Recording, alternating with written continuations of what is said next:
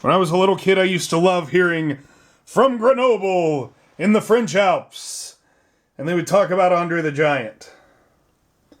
But, yeah, that was a long time ago, place far, far away. Now we talk about other things that are interesting, like giant PEZ.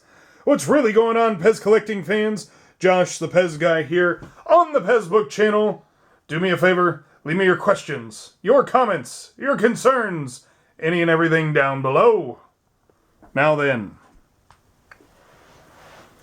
do you see the variation? What if I move back real far?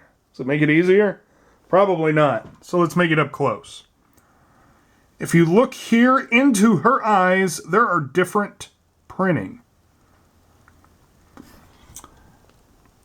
Here we have white dots in the middle of the pupil, as well as around the orange coloring of her eyes. You can see that there is a black ring around there too. The eyelashes are a little bit thicker as well.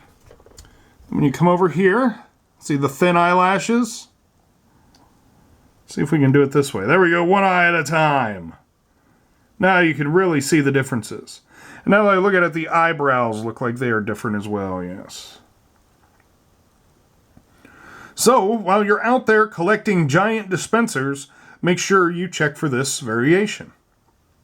This is the first one we found.